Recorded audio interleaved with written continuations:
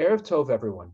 Tonight we are talking about something which is called Ger Kattan, which literally means the conversion, or actually it doesn't mean conversion, it means a minor, a young child who has converted. Now, there's a couple of issues that we need to tackle tonight. One is the question of how is it possible to convert a young child or even a baby, because conversion, gerut, the act of conversion, is something which is deeply personal. It needs to be a free will choice. And in fact, the rabbis are explicit in the Talmud that one who converts needs to be able to accept that they are obligated in the mitzvot, Kabbalat ol malchut shemaim, that they accept the yol, the ol of the yoke of heaven, meaning that they have this responsibility to be a Jew. Well, how can a 4-year-old or a 2-year-old, or again, even a newborn baby accept that upon themselves? But once we do establish if that's possible, and why would it be possible to convert someone potentially against their will, or before they even are able to have a will, then we'll talk about when would this actually come up, and are there any controversies around when to apply it. And I actually have some personal experience with this, so I might share some of that. But the first place to jump right in is in the earliest source that discusses it, which says quite explicitly that it works. And then the conversation quickly goes into how is it possible that this can work? And I will begin or continue by talking about one very, very important word in Hebrew. And in fact, Tamar, I'll have you read first, but I'm also unmuting you because I like to hear how you would translate a particular word, zechut. How would you translate that into modern Hebrew? Merit. Yeah, so that's one of the translations. But again, when we talk about merit, again, as I talk about like the word kadosh is holy, what does it really mean? Now, merit is a more specific word, but the word zechut can have many different meanings. So you could translate merit, but also as something, a privilege is how they translate it in this one, the Steinsaltz translation. But ultimately, it's something good for somebody. Like, somebody who's done a lot of good things, they have a lot of merits in their name. They have a lot of merit badges. So a zechut for somebody is something that is good for them. So to give someone $1 million, in fact, a good analogy, I heard you'll see how it connects directly to our topic here. If somebody comes to my house when I'm not here, knocks on the door, and Sarah answers, and they say, we have a $10 million check for Joel, is he home? And my wife says, no, but I'm his wife. And they say, will you accept it on his behalf? And she says, no, I don't want to accept it without asking him. They're like, but if you say yes, he gets $10 million. Nope, it's not my right to do something without asking him first. Sorry, I guess he doesn't get $10 million. Sarah would never do that because she's smart. But that's exactly what is going on here is if it's good for me, would I want Sarah to say yes? And the answer is yes. But if someone came to my house and said, we have a court order to take Joel to jail, and if you take it in your hand, he's going to jail, Sarah would say, I don't think he wants that, so you're going to have to come back later.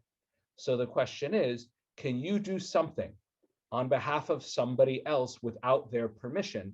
And it rests on this key word, zechut, which again is translated here as privilege, but ultimately it's something that's good for them. So with that background in mind, Tamar, will you please go ahead and jump into, and it's interesting, this is in the Talmud in Ketubot, having to do with marriage documents. And part of the reason it's relevant here is talking about marrying a woman when she's not there, also divorcing her by, sending an agent, a lot of these things that are done on behalf of a woman with or without her permission, and whether or not that is appropriate if she's not there to accept or reject said document. So Tamar, bevakasha. The Gemara, Rav Huna said, with regard to a convert who is a minor, one immerses him in ritual bath with the consent of the court, as a minor lacks the capacity to make halachic decisions. The court is authorized to make those decisions in his stead. So again, if I'm not home, Sarah can accept the $10 million from me. So too, a minor, and by the way, a minor can be 10 years old. So they might have some level of understanding, but any kind of child who's under the age of bar and bat mitzvah, presumably much younger, we'll talk about when this really comes up, the court can say, we're doing the conversion on their behalf. We accept the mitzvot upon this child since they're not able to. So please. What is Rav Huna coming to teach us? Is he teaching that it is the privilege for the minor to convert, and one may act in a person's interest even in his absence. We already learned that the explicit We already learned that. we already learned that explicitly in the Mishnah, in Eruvin 81b, one may act in a person's interest in his absence, but one may not act against a person's interest in his absence. Rav Huna's statement was necessary lest you say before you go on, so what they establish is Rav Huna is talking here about doing something on someone's behalf that's good for them. Is that what he's saying here? No, we already learned that. If somebody comes to your house with the publisher's clearinghouse of the $10 million check, you can accept it for someone else because you know that they would want it. So he's coming here to teach us something else. And this talks about somebody who's not a minor, who's older. And the question is, can you do things on their behalf, specifically convert them potentially against their own will? So, bavakasha, tamshichi. Lest you say, with regard to a Gentile, licentiousness is preferable for him, so conversion is contrary to his interest, just as we maintain that with regard to a slave, licentiousness is certainly preferable. Just as a slave has no interest in assuming the restrictions that come with freedom, in that the freed Canaanite slave is a convert to Judaism, a Gentile would have the same attitude towards conversion, therefore. Oh, so before you go, so this is actually something we talked about in an earlier class, is that a non-Jewish slave, when they're taken in a Jewish family, they're not Jewish, they're not non-Jews anymore. And if they are freed, and this is a classic thing, if there's 9 men in a minyan and the 10th person there is a slave, his master can free him and then he becomes the 10th Jew in the minyan. However, while he's a slave or a servant in the household, he doesn't have to do all of the mitzvot. He can still eat certain foods, doesn't have to keep all the holidays, etc., like that. So he may not want to be free. He may not want to become Jewish. So he might say, don't free me. I don't want to be Jewish. So it's not a zechut. It's not beneficial for me. Don't do that on my behalf because I don't want it. And so too, going up to a non-Jew, and some religions have done this posthumously after people died and convert them to their religion. They don't necessarily want that. And a non-Jew, and here they use some pretty negative language. Oh, they prefer licentiousness. That's insulting. But let's look at it more positively. A non-Jew may not want to become a Jew and take on all of those mitzvot and those obligations, and that's fair. So it may not be beneficial for them, so they don't want us to do it. Go ahead, therefore. Where is it? Therefore, Rav Huna teaches us? Oh, therefore, Rav Huna teaches us that applied only with regard to an adult who has experienced the taste of prohibition. Therefore, presumably, he prefers to remain a slave and indulge in licentiousness. Presumably, he prefers to remain a slave and indulge in licentiousness. However, with regard to a minor who did not yet engage in those activities, it is a privilege for him to convert. The Gemara rejects that proof. No, with what are we dealing here? It is with a convert whose minor sons and daughters converted with him, as they are content with whatever their father does in their regard. However, that does not apply to a child who is converting on his own. Rav Yosef said, in any case where minors convert, when they reach majority, they can protest and annul their conversion. Abaye raised an objection to his opinion from the Mishnah with regard to a female convert or a captive woman or a maidservant who were ransomed or who converted. You can actually end there because this is moving on to another topic, but ultimately there's two things happening here. One is the statement of Rav Huna about doing something on someone's behalf. We'll come back to that because that's the key thing here. Again, conversion is this personal choice. But can you convert someone who either explicitly doesn't want it or wouldn't want it or is incapable of telling us what they want? Then what they go in is they say, oh, it's teaching us this. Well, we already know that you can do it for a minor. No, so it's this case. But the point is, all of these things here are valid independent cases, which is, a parent can convert with their children. The whole family can convert together. Also, we don't convert adult slaves. We don't necessarily free them because they may not want to be Jewish. And non-Jews, we don't go around converting against their will because they don't want to be Jewish because they prefer the life they choose. Now, again, the rabbis put it in a negative light. Well, they prefer to be licentious and do horrible things. Again, I don't believe that's true regardless of the language here, but I do think that most non-Jews would prefer not to take on the obligation, the responsibility of all the mitzvot. So regardless of what Rav Huna's statement is here to teach us, all of these things are part of the conversation, which is that ultimately, if converting is good for somebody and they're not able to make the decision on their own, and it's not clear that they would not want it, then we can convert them. So it is possible to convert a minor because ultimately, in many cases, it would be good for them. Now, are there cases where it wouldn't be good for them? Presumably, yes. So what would that be? So the ideal case, and I see your hand up, Susan, the ideal case would be an observant Jewish couple, Jewish mother and father, who adopt a non-Jewish child. And they're going to raise him as a Jew. That's a perfect case where this Talmud would come along and say the parents and the Beit Din can convert him, no question. But as we'll come back to later, when that child, boy or girl, becomes bar bat mitzvah age, they can be asked, do you still want to be a Jew? And we'll come back to that. And if they say, no, I don't want to be Jewish, automatically they're non-Jewish. They're completely non-Jewish. It's not like they're a Jew who rejected their Judaism. It's as if they were never Jewish. But what about a child who's living with non-Jewish parents? Would it be beneficial to convert them?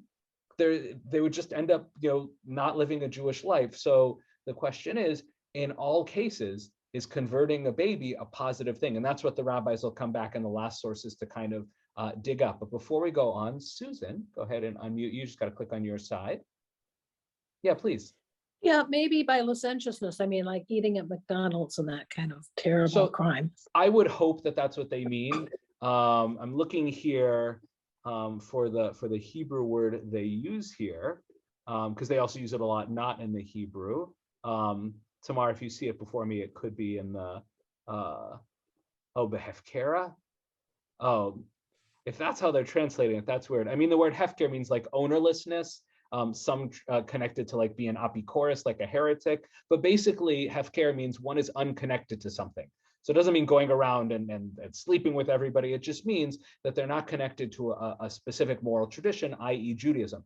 But it's better, the rabbis say, for someone to be connected to the Torah in some cases. But a non-Jew doesn't want to be burdened by the mitzvot, and that's fine. God in the Torah never expected all human beings to be Israelites or Jews. So that's fine. So it's not beneficial for everybody. But in some cases, it might be good for a baby to be fully Jewish. And in that case, one can convert them. But when the child comes of age, they can still say no. So we're going to come back to that. But I wanted to look at one little source here to go a little bit more in depth about the idea of doing something on someone's behalf. So the French and German, basically the intellectual and sometimes literal descendants of Rashi, wrote this incredible commentary on the Talmud, and they come into this and they say, wait a minute, how is it possible to do something for somebody else, for a baby? How can that work? So Gloria and Leonard, Gloria, I'll have you read. This is from the Tosfot again, the medieval commentary on the Torah. And the only thing that the Tosfot write is in bold. Everything else, the unbolded, is an explanation of it, which will be very helpful because it summarizes what we just read. So go ahead, Gloria. One immerses him with the consent of the court because it is a benefit to him. Rav Huna tells us that the Beit Din will immerse a minor Gentile for conversion, even though he does not have sufficient intelligence to make the choice to become Jewish himself. It is ultimately to his benefit to be a Jew, and Beit Din acts on his behalf as a self-appointed agent to convert him, since it is a benefit for him. Tosfos views the relationship between the minor and the Beis Din as a principal and an agent. The Beis Din becomes the agent of the minor to perform the conversion for him. Thus, we must view this agency of the Beis Din in terms of any other type of agency and see if this agency satisfies the requirements needed to establish this relationship. Tosfos assumes that whenever the term Zchia, or that zoche, that benefit, that privilege, that thing that's good.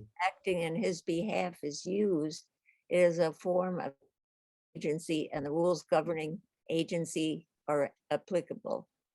Tosfos examines the many regulations governing agency and finds that in this situation, the requirements for agency are not satisfied.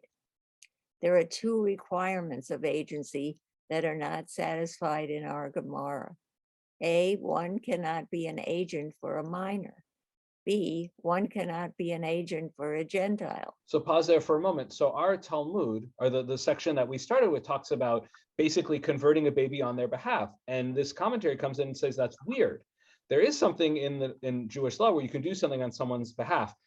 Leonard, I am designating you as my agent. Here's $100. You can go to the store and I'm trusting you. It's as if I'm going myself. You buy the new Carl Sagan book for me, which would be hard because he's dead. But his wife Andrian keeps publishing this stuff. It's crazy. I think she's writing it herself. She's wonderful. But the issue here is, what did I do? I, a Jew, can designate another Jew. And the other thing is, I am designating you. I have the mental capacity to designate. This child is neither a Jew, nor do they have the capacity to designate. So I was saying, how is it possible to make someone your agent, to allow someone to act on your behalf when you can't even act on your own behalf? So they're very troubled by this, and they come out, and the reason this is important is because they are going to establish why this works by, again, going back to a fundamental principle that the later sources, meaning contemporary rabbis, are going to pick up on. The whole argument to this day, rabbis like myself, if we would accept converting a baby, it would come back to one phrase that they are going to use here. So Gloria, go ahead and finish it up. Even though Zechia is an extension of the concept of agency, and an idolater does not have agency by Torah law, that is so only in matters where there is some slight negative involved by the self-appointed agent, such as when the self-appointed agent is designating teruma for the benefit of the owner of the produce without the owner's knowledge, because perhaps the owner of the produce that is being tithed would have wanted to relieve his obligation to designate teruma with only one kernel of wheat, or perhaps he would have wanted to designate superior produce as the teruma. But here, in the case of converting a minor, which is an absolute benefit for him, he can have an agent work in his behalf.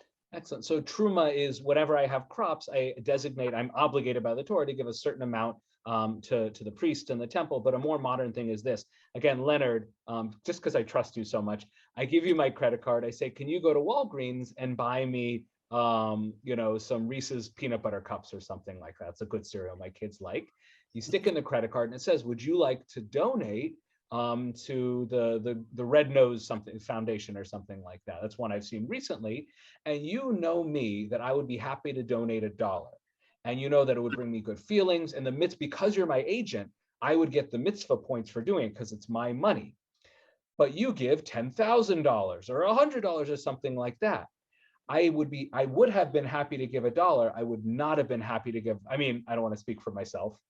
I can only speak for myself, but I don't want to give $10,000.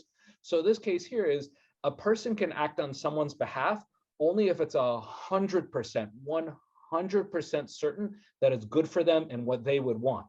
So the reason that's so important here is we have to assume that converting said child is 100% good for them.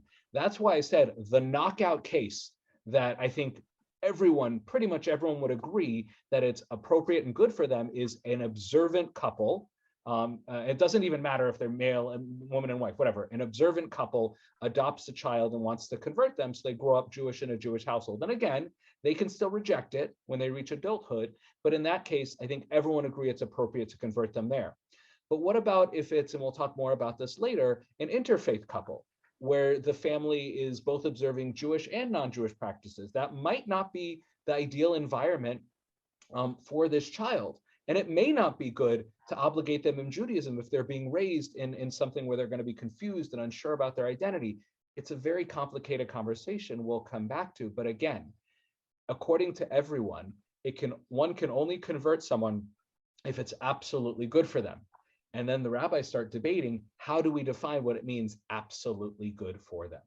So any questions up until now? Oh, Jane, yes. And then I'll have you read next. So Okay, so Punishment you're going to for get asking into the question of interfaith couples?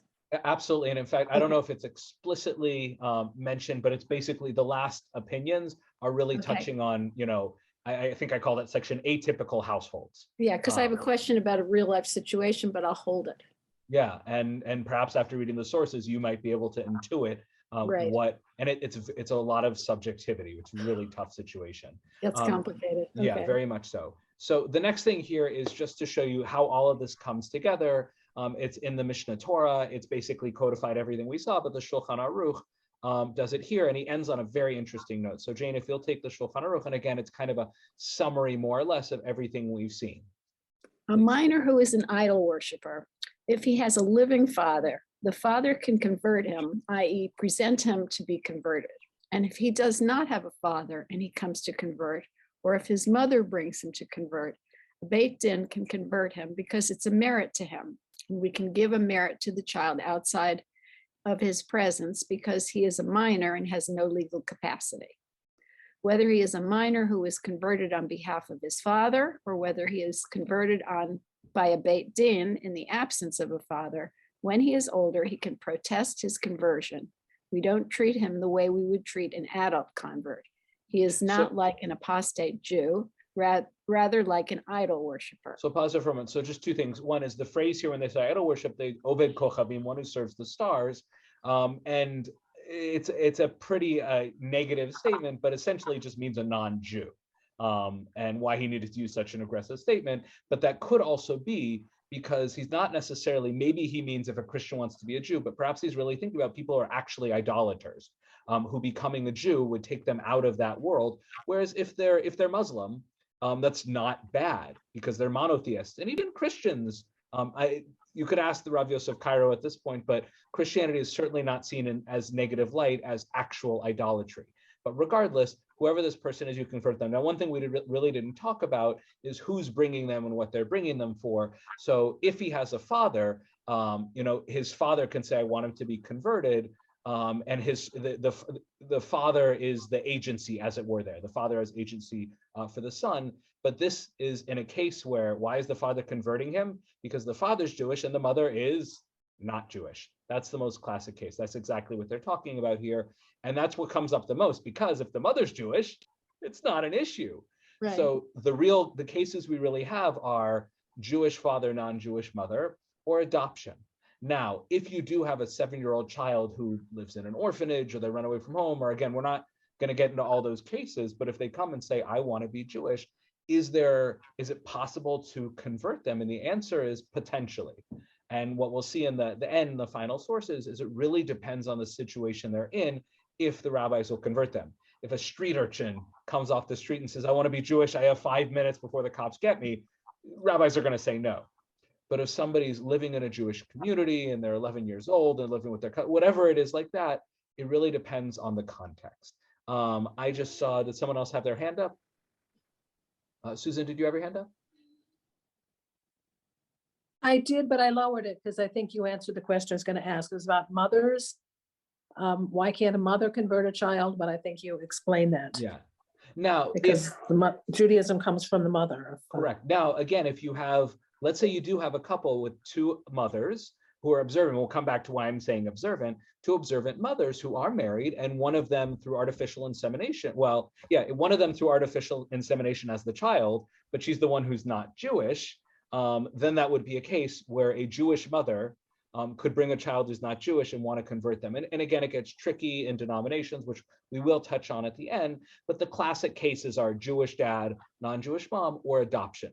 And the Talmud may have been talking about children who may have been abandoned, or if they're captured in war. There's a lot of variations on it, but we're talking about the basic mechanics, which is that a minor who is not capable of making the decision themselves could be converted under certain circumstances, but we absolutely respect their agency. And once they have it, they're able to protest.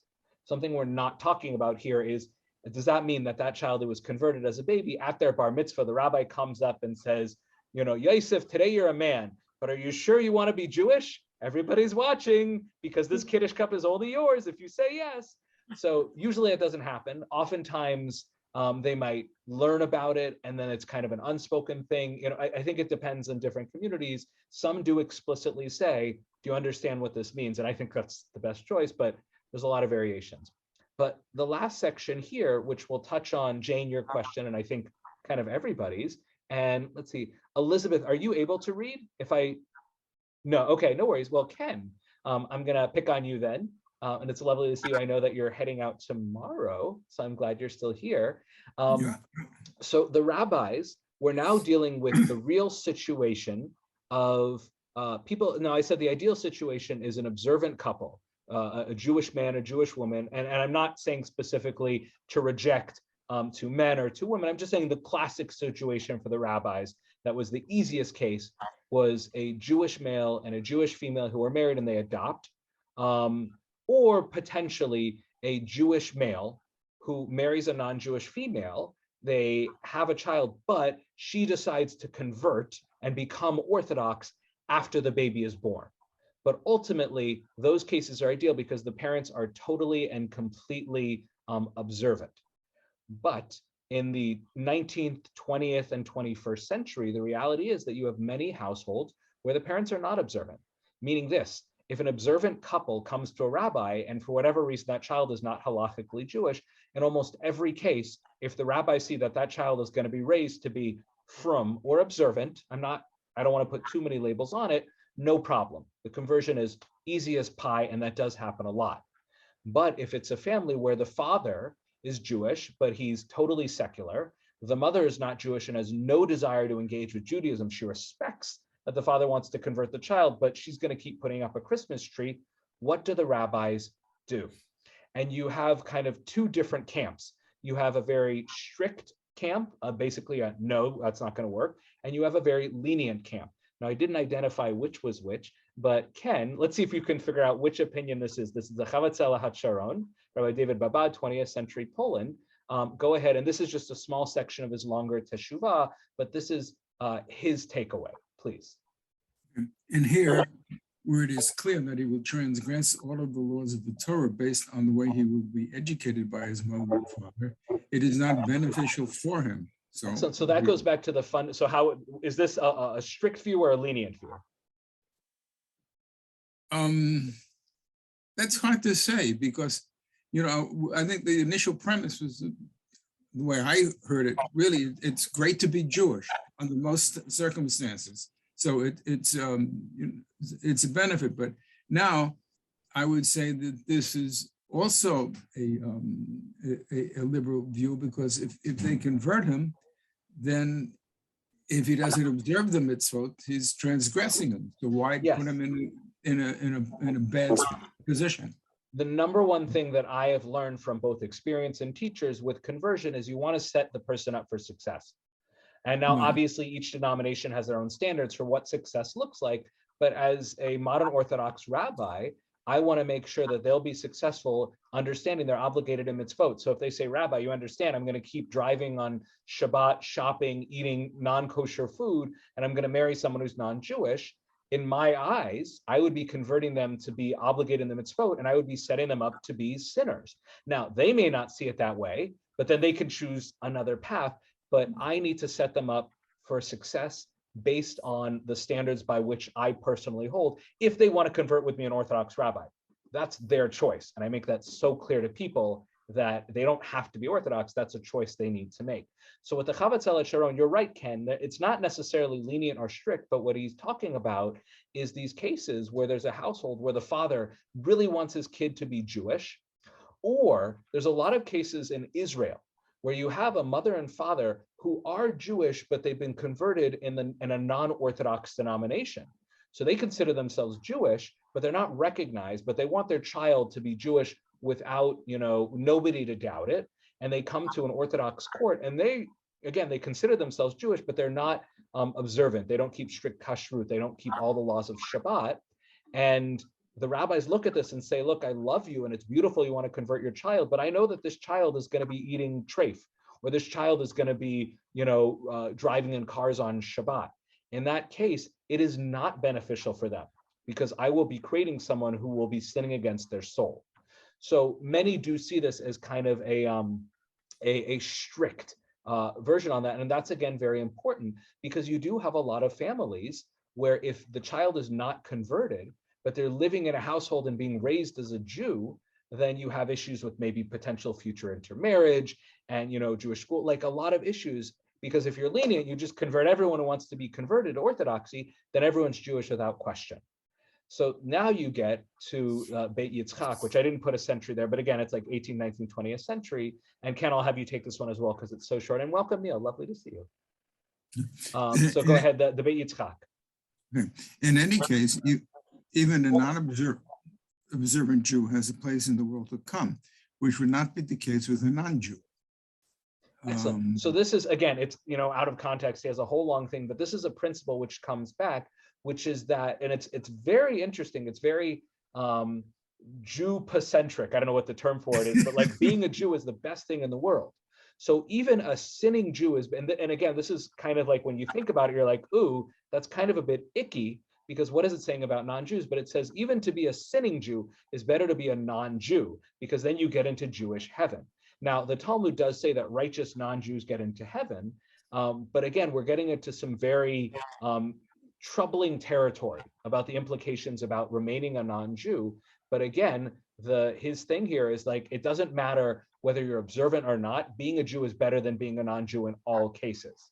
And again, okay, fine. So that means even if you think the family's not going to raise this child with a strong Jewish education and a kosher home, give them a Jewish soul. It's better to be a sinning Jew than a non-Jew.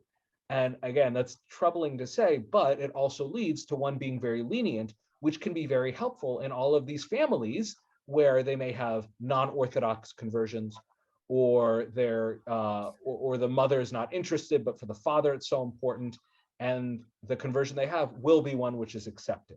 So that's seen as go ahead, Ken, please. Yeah, so this is number two is essentially speaking against number one. He's saying that you should convert them because even if he doesn't keep Shomer mitzvahs, then he's still Jewish then.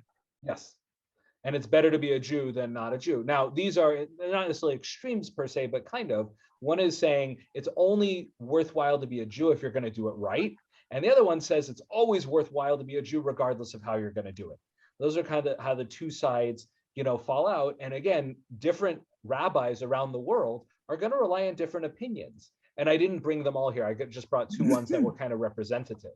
But this next source here from Rav Moshe Feinstein, again, 20th century, kind of the main Orthodox posek, halachic decisor in America. And he was asked about a fascinating question, which is, there was a day school, and I'll read about in the opinion, there was a day school, and in that day school, there were a lot of kids who did not have Orthodox conversions. So it's questionable whether or not they were Jewish. And the question is, do you kick them out of school and potentially make the parents have thrown away thousands upon thousands of dollars in tuition, or are you lenient and convert them? So he takes kind of a middle view. So Rav Moshe Feinstein says there is a day school, which was founded by observant and God-fearing people, and then I cut out some of the back and forth. And this is what he rules. And it became known that many of the students have Reform and conservative conversions, which are not valid. He says, Eino klum. So we're not going to talk about that thing about whether he recognizes it. But I will say, even most modern Orthodox rabbis will not recognize conversions done by non-Orthodox denominations. We can argue about why that is and isn't, but that's pretty standard across the board. if it's not possible to have them leave the school, one can convert them despite them not living in observant households. One can convert them even though, and this goes back to what the Chavetzel Hasharon says, or sorry, what the Beit Yitzchak says, which is they don't have to live in a frum household, but why? And this is the key thing. Their parents aren't frum, but where are they going to school? And it is beneficial for them, meaning it's a zechut, it's good for them, since they are learning in a Jewish school from God-fearing teachers, and it is possible, the word he uses, matsui, it is very possible that even though at home, their parents are driving on Shabbat and going out to Sizzler or Denny's or McDonald's or whatever it is like that, the fact that their day school that they spend so much time in is teaching them kashrut and Shabbat, it's possible that they will grow up to be observant, even if it's not certain that this will be a benefit to them. So we've seen a case where we're 100% sure that they are not going to be raised Jewish. It's not beneficial to them. We have no right to convert them unless they say, I want to be Jewish. Then we have the case where, again, they're being raised in an observant home, and it's clear that they really need to be converted. It's so good for them to be Jewish based on the environment, the city, the family they're being raised in. Rav Moshe finds a middle place, which is, look, their parents aren't observant, but they're being exposed to a very rich Judaism, and they might become Jewish. It might become a zechut to them. So if we go all the way back to that Tosafot, we said we can only act on someone's behalf if it's 100% zechut gamor. It's 100% good for them. That's the only time we can act on their behalf. That's not how Rav Moshe is ruling here. He does mention the Tosafot. I cut out that section there. But he's saying, look, if it's possible that it will be good for them and there's a chance that they will succeed, then it might be appropriate to convert them. And he goes on, they will grow up to be observant, even if it's not certain this will be a benefit to them. And even if they don't grow up to be observant, it's obvious that it's beneficial because even a wicked Jew has the sanctity of other Jews, Kedushat Yisrael, and their mitzvot have value, and their sins are considered unintentional. Yes, they might eat pork, but they're not doing it because they're trying to be a monster. And who is he echoing here? That look, even if they end up sinning, it's still good for their souls. He's echoing the Beit Yitzchak and those who agree with him. So he's kind of brought in all the opinions. We really want to set them up for success to be observant. And if it's clear that they won't, if it's clear that they're going to be raised totally secular, we really can't do it. But if there's a good chance they'll be observant, even a reasonable chance, then maybe we can do it, because even if that fails, it's still good to be a Jew. As opposed to Shver Zayniyid, it's hard to be a Jew, it's a Gutta Zayniyid. So he kind of takes that middle path. But again, the key here is he still would never allow it unless there's a chance that they will grow up and become observant. Because if they don't, it just won't be good for their soul, except that even if they do sin, it's still better to be a sinning Jew than a non-Jew, which we still have that troubling idea, but it's kind of the safety net underneath all of this. In the cases where someone said, oh, you probably shouldn't have converted him because his parents are secular, but now that you did it, it's not the end of the world because at least they're going to Jew heaven, because they're not monsters, they're not bad people. They're just breaking mitzvot, and that's a separate problem. So there's one more source, but questions, before we conclude. Gloria, please. But in this case, the parents did send them to a Jewish school. So that puts a better spin on it. I mean, it's not just, totally non-observant parents. 100%. And that's the key here, where it really comes down to, we'll see the last source that will actually kind of tell you how this plays out in certain cases. But at the end of the day, it's entirely subjective. It's based on the rabbi. And I was once, I sat in on a Beit Din of a couple where the mother was not Jewish, the father was, and he wanted to convert his children. And he was sending them to a Jewish school. However, the mother, if she was secular and she said, I don't have any religion and I respect my husband's religion, even though I'm not so into it, I don't want to convert, like I'm going to let him raise them with Judaism, that might have been a possibility. It's not ideal. And you probably would need a more liberal Orthodox Beit Din to approve that. But in this case, she said, oh no, I'm 100% Christian. I believe in Jesus. I want to keep going to church. I want them to be exposed to church. And the Beit Din decided that that was too much. Now, again, that's very subjective. They're basically playing prophets. However, one reason they're playing prophets is they're doing this on behalf of the child who doesn't really understand. There were two kids who wanted to do it. One was a little older, maybe 6 or 7. Like my daughter's 7 and she's brilliant. She's sitting over there so she can hear that I'm saying she's brilliant. The other one was like 3 years old and doesn't know what's happening. So if the rabbis are making a decision that could potentially affect the rest of their life, they would rather use caution, because even though that will make some things challenging, that they're not converted in Orthodox conversion, when they turn 13, they could say, I do want to be observant, and go to the Beit Din and get converted themselves. And yes, that's a lot more challenging. It's actually very easy to convert a baby. It's much harder to convert an adult who has to prove their adherence and their desire to keep Jewish law. But in that case, they can say, I want to be observant. I want to live a rich Jewish life. But in this case, the rabbis have the sense, the Beit Din that I watch, there was very little chance that these kids would decide to lead an observant life. So they decided to reject it, which is very painful. But those are the decisions that the Bate Din need to make. And it does not mean they're always right. And that's one of the challenges here, and why it's a controversy, is the Bate Din are trying to predict the future, and they don't always get it right. Again, if it's an observant Orthodox couple that adopts a child, it's easy. No Beit Din is going to question their decision there. But those aren't really most of the cases. Most of the cases are, again, the parents had non-Orthodox conversions, or the mother's not Jewish and the father is secular. And that happens a lot, and it's very challenging. So one of the things that's been attempted is the Rabbinical Council of America, which is like the union of yeshiva university rabbis, but they're also one of the biggest Orthodox organizations that set up certain rules and standards for rabbis in America. And their Beit Din set up this GPS. I forget, it doesn't stand for Global Positioning System. It's like Geirut Protocols and Standards or something. And they attempted to come up with some standards for how do you deal with these families, and when do you think it's appropriate to convert these children? What does success look like for them? So this is from an article by Rabbi Chaim Jachter. He says, in 2007, the RCA, in conjunction with the Israeli Chief Rabbinate, and the Chief Rabbinate is infamous for their extremely strict and often political stances on who can convert, established a set of guidelines for converting a child, set forth in the aforementioned GPS document. The standard is that the child must be raised in circumstances where it is likely. Who does that sound like likely? It sounds like Rav Moshe Feinstein. He may not be the only one to have said it, but it really sounds like Rav Moshe Feinstein. Likely that he will observe mitzvot when he reaches, or she reaches adulthood. And then he doesn't, this isn't exhaustive, you can find this online, but these are kind of the main ones that everybody talks about. The requirements include that the child receive 12 years of Orthodox Jewish education. That's often a killer. That's expensive, and not every place has it. And a lot of GPS Bate Din who hold by this will reject this case, which is, again, painful, but everyone kind of saw here where they're coming from. Again, somebody who wants to convert on their own, it's a different story. But to try and predict the future success of a child and whether they will be a rich, engaged Jew, you really want to know they're going to be successful. So you want to know they're getting a strong Jewish education. Now, if you say, well, a community school would be just as good, we're not going to talk about the denominational realities. This is an Orthodox document, so they expect an Orthodox school. So 12 years of Orthodox education, which would get through, I'm not counting it in my head. I don't know when it starts and when it ends. I don't know if that would include high school, but most of your formative years of childhood.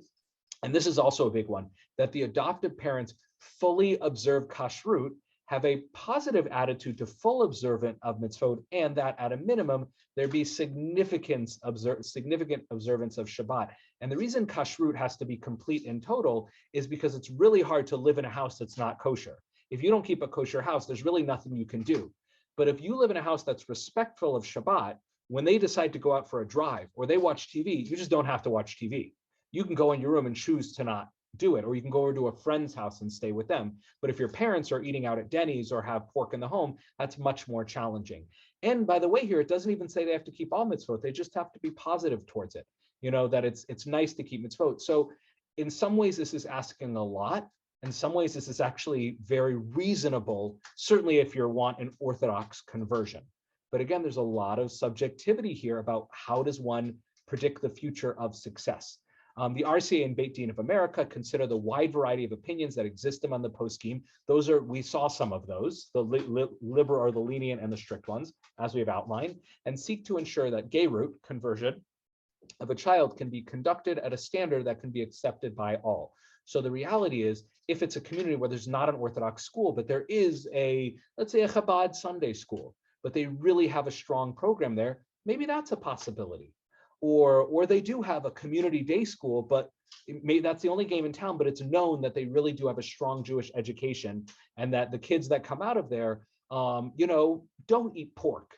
That's one example of it. So each situation is different. So again, the one that I saw, it wasn't 100% clear. It was very gray, but the sense of the Beit Din is this just wouldn't be a success story. And again, I'd have to check in with the rabbi that invited me and that family to see what happened.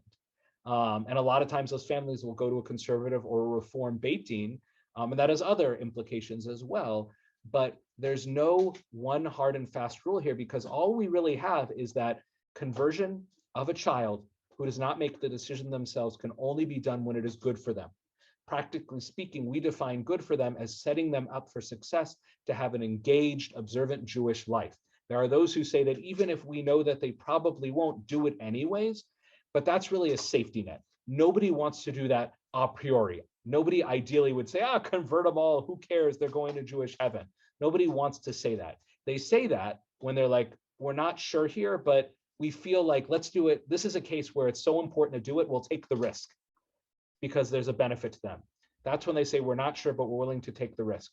But when it's so clear that these children are not being set up to be Jewish, or not set up for a successful Jewish life, then it's definitely not beneficial for them. And even though it'll be much more challenging later, the reality is that it's better to wait until they are adults and can make the decision on their own. And even when we do convert them as babies, we still respect that ultimately conversion is a personal, private, free will choice, and that child has the opportunity to say no. And something I kind of glossed over before, the Shulchan Aruch says explicitly, I think I just skipped it, is that a converted child, if they reject their Judaism, we do not see them as a sinning Jew, not at all. We see them as a non-Jew, as if they had never been Jewish, and there's nothing wrong with that, and they can go live their life as a righteous non-Jew. But we have such respect for an individual person's decision, yet at the same time, there are certain households where it really makes sense for the child to be Jewish based on the way they're raised,